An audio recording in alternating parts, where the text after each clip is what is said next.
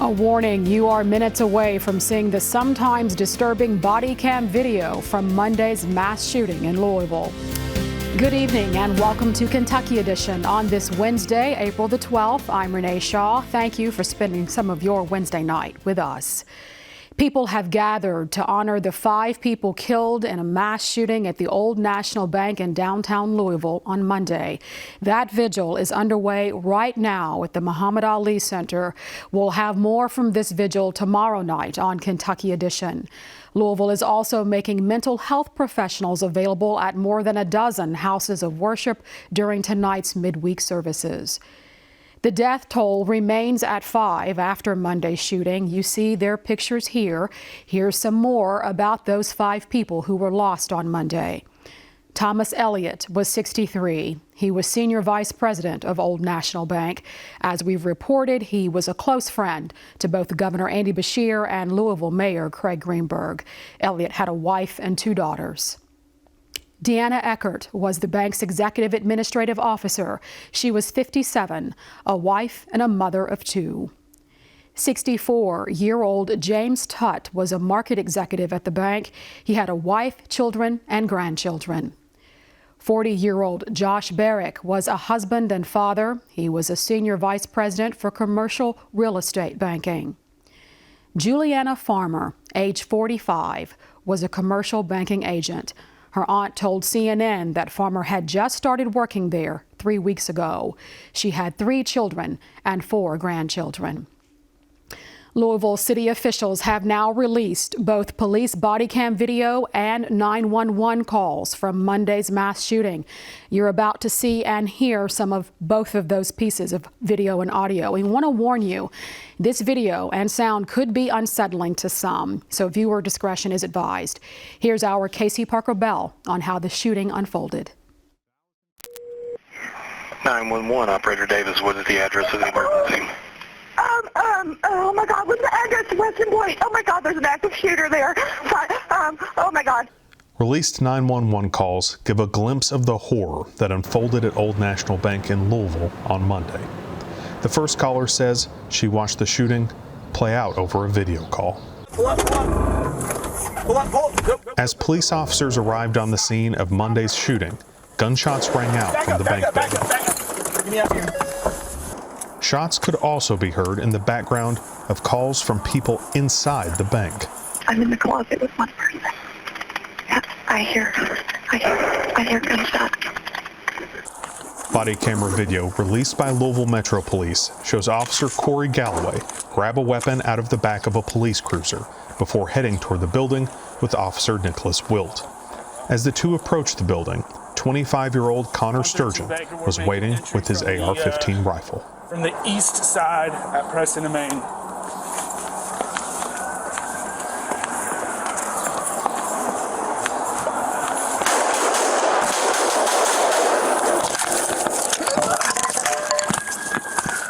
Wilt and Galloway were both shot as they approached the front doors.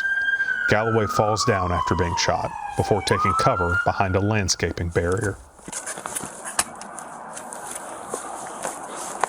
Bystander video shows Galloway moving side to side, attempting to see the gunman and the location of downed Officer Nicholas Wilt. Video from Wilt's perspective as he was shot has not been released. I think I would love to have either one of those officers ride with me any day. They did absolutely exactly what they needed to do to save lives. Officer Wilt was shot on the head and remains in critical condition after undergoing brain surgery at the University of Louisville Hospital. The 26-year-old Wilt had graduated from the police academy just over a week ago.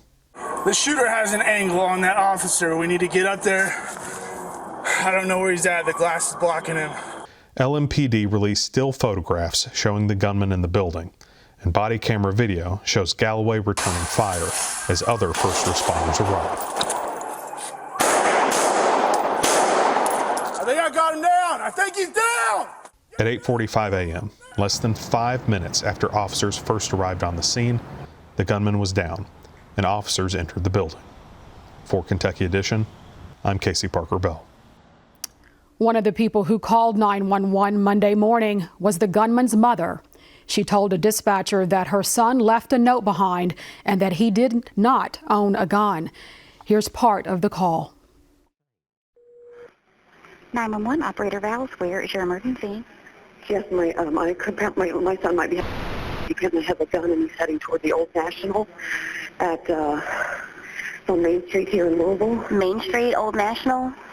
Yes, and this is his mother. I'm so sorry. I'm getting details secondhand. I'm running to it now. Oh my Lord. Okay.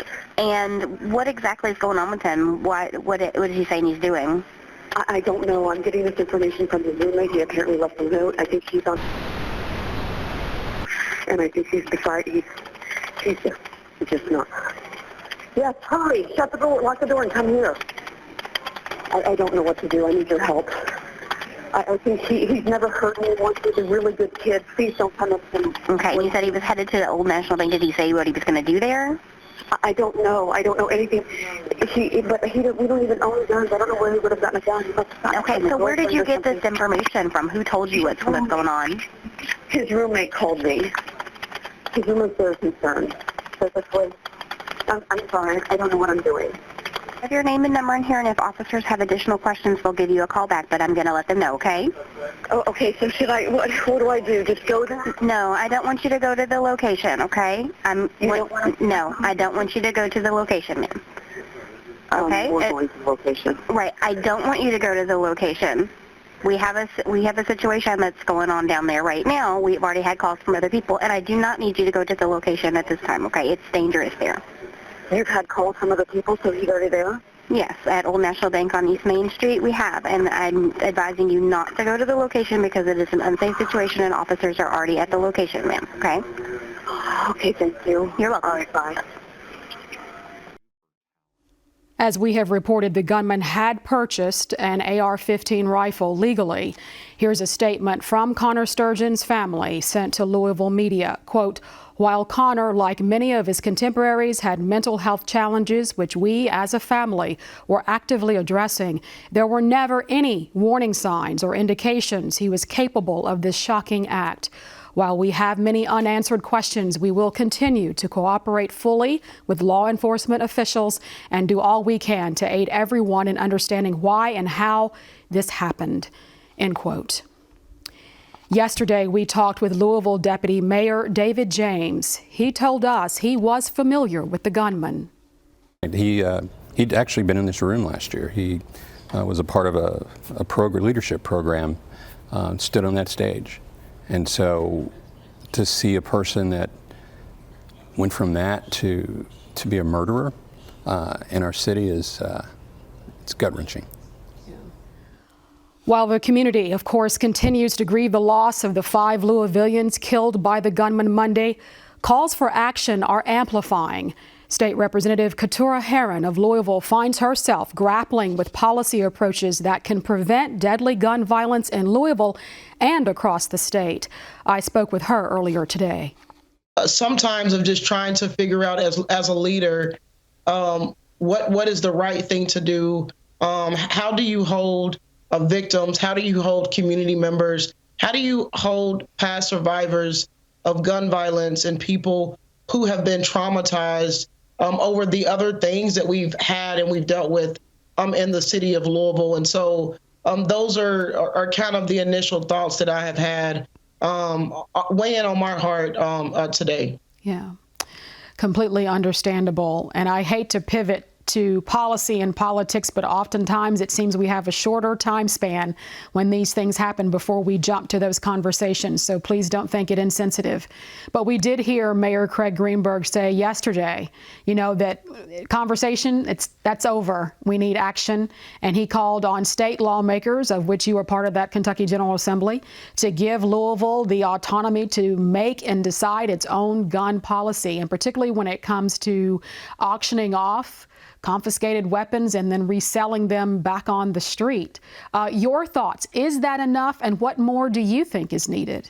And I think that he is completely right. Now is the time for us in Kentucky to make meaningful changes to gun laws. I think one of the things that we may differ on a little bit is that I think he's completely right that Louisville needs to be able to make their own decisions but as someone who's been advocating to reduce gun violence for many years, someone who has had a cousin commit suicide, someone who has a family member who was incarcerated because they were a perpetrator of gun violence, and 2 people lost their lives, to someone who has lost many young people to gun violence throughout the years that I've worked with youth in the community.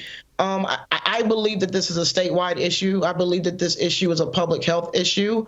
I think that the gun violence that we're seeing in Louisville, in Lexington, in Richmond, Kentucky, across the state, I think it's an epidemic. And I think that we have to address this issue through a public health lens.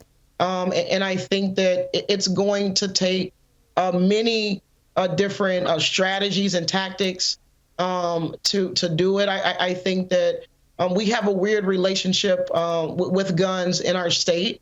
And I think that as we've seen mass shootings happen, I mean, we saw Heath High School, we saw the Marshall County school shooting, and now we see this, and 30 years ago, the other shooting that happened here in Louisville. I believe that there has been a sense of normalizing gun violence. And so I think for me, I want this conversation to happen of not just this is a Louisville issue. I believe this is a statewide issue. And I think that we have to address this together. The Louisville shooting tragedy has drawn media attention from across Kentucky and national news networks and publications. In addition to the emerging developments, Louisville public media is also focusing on the policy ideas that arise and perhaps even the absence of policies that could have contributed to the deadly shooting. Yesterday, I spoke with reporter Justin Hicks about how he's approaching his coverage and the community response. So, I mean, details are emerging, it feels like every other hour. So, keeping up with the details, also keeping up with the details as they change, right? That's another thing when you cover a shooting. But also just, being sensitive and being aware when you cover a shooting of the trauma that not only you're kind of taking in yourself as a reporter, but the trauma that everyone in the community has, even if they were not in the bank. It is a community trauma. Well, and we know that shootings here are not abnormal, right? There are several shootings a day in Louisville. I would say as with many cities too. As with many cities too, right? But it's the mass nature centered on one building at a particular time, and then just coincidentally there was another shooting at a community college campus. The timing could not have been worse. The timing was just eerie. Yeah. And so are people here unnerved? Do they feel more unsafe, or do they realize that this was a targeted event and therefore they don't feel like they're in harm's way? I'm sure plenty of people right now feel a little on edge. This sense of unease, having a mass shooting in your backyard, in your town. And again, this is a city, but it's still, I think, as they said in this recent presser, it's a city where people know each other. It's a city where people know each other's names.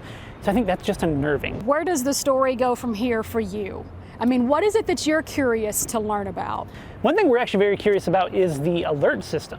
For people who lived here locally, I happen to be subscribed to an alert system called Lens, which is a local alert system that told me at 8:45, it said, there is a shooting in your area, avoid this area. Other people didn't get an alert until like 10:30, long after the shooting was over. So one thing that we're actually trying to figure out is sort of what's going on with that alert system, and is it as effective as it could be? And just kind of looking at policies for how can we keep this from happening. And I'm sure there will be plenty of political stories to come out of this as well. But time will tell kind of how that shakes out. Right. And does it overshadow any of the individual tragedies that happen every day, whether they're fatal or non-fatal shootings? Yeah, I think one thing that's interesting to me as a reporter, we see all this national attention when there's this mass shooting, and the exact same day when there was one person shot just, about a mile away, no one's asked for that person's name.